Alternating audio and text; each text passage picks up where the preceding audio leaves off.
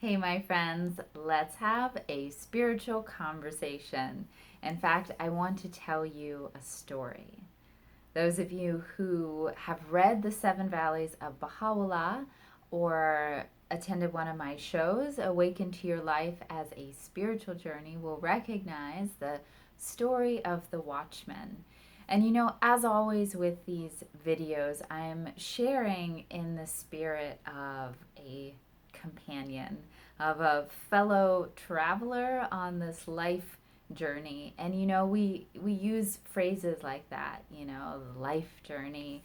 And if you think about it, a journey, if you're walking, you get blisters and it's hot and sweaty and you're thirsty, and maybe there's stretches where it's lonely, and maybe there's stretches where it's crowded and you're bumping into people.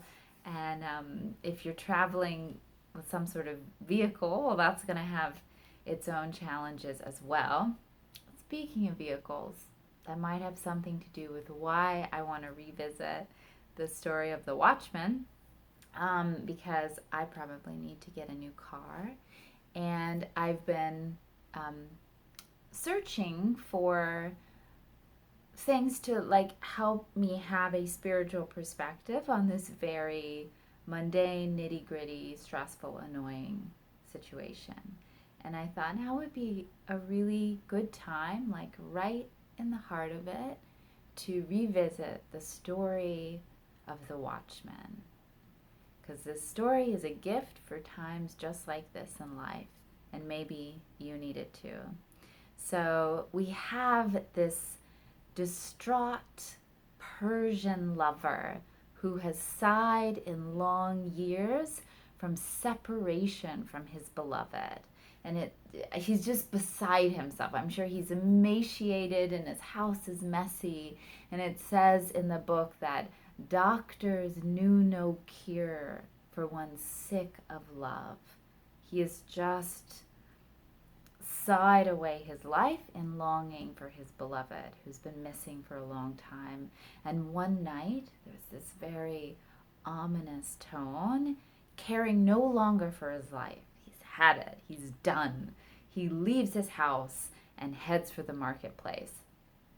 Why? What he's doing, I don't know, but that's his headspace, and he's walking through to the marketplace. And once he's there, this watchman, like a constable, sees him, this weird madcap character, and starts to follow him. And the lover sees this, and he picks up his pace, and then the watchman picks up his pace, and the next thing, they're both running, and the lover is cursing this scenario that now he's being pursued by this policeman, this constable, this watchman, and I'm sure whistles are blown, and the next thing he knows, there are more and more watchmen, and everywhere the lover seeks to turn, there are watchmen blocking his way, and he's cursing this situation, and he feels that they're tyrannical and they're encroaching on him and they're squeezing in on him. And finally, he scales with great pain this very high wall and just throws himself over. And he happens to land in a garden. And who should be there but his beloved? The woman that he has longed for all of these years is there with a lantern, and she's searching for a ring she had lost.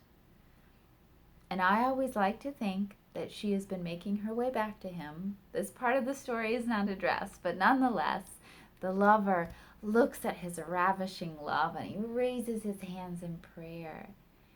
And he says something to the effect that if he had known that the watchman, this seeming tyranny of the watchman, that they were actually benevolently, why am I so tongue-tied today? Benevolently guiding him to his beloved, to the one place he so wanted to be in the first place, that he would have blessed them and prayed on their behalf. And Baha'u'llah, who wrote the Seven Valleys of Baha'u'llah, says that this parable, this symbol, this story is given to us as a gift and very obvious reminder for us when we are going through these situations in life where we feel like we just can't get a break, where we feel like the Watchman is hounding us. We wouldn't be running in the marketplace if we hadn't already suffered for years of separation from our beloved. Like where we feel like, you know, it hasn't been your day, your week, your month, or even your year, right? And now things are like squeezing in even more, and we feel like doors are closing and circumstances are becoming more and more confined, that actually this is this beautiful process leading us to the next step, and perhaps not only leading us to our greater good, but maybe right where we wanted to be in the first place, leading us to our true heart's desire. So that's the thought I'm going to leave you with this week. When things get a little heated, when you're feeling like stressed and like, why is this happening? Try to remember the Watchman. And I will too. And try to bless the stressors while they're happening, and not just wait till the hindsight 2020, but try to be like, okay, life is good, and there is a wisdom in this, and I am being led to where I truly need to be. Remember the Watchman. All right, my friends, thank you so much for joining me.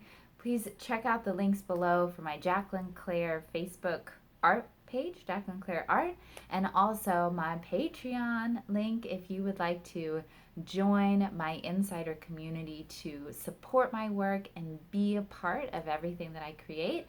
I am intensely working on finishing 2 projects right now. One is illustrated in digital and one is a series of paintings, and I'm sharing my works in progress pictures there, and also seeking feedback and that sort of thing. And also eventually doing live chats there. So if you want to connect more intimately, which I would love, please check out the Patreon and find the level of reward that is right for you. Have an amazing week. Bye-bye.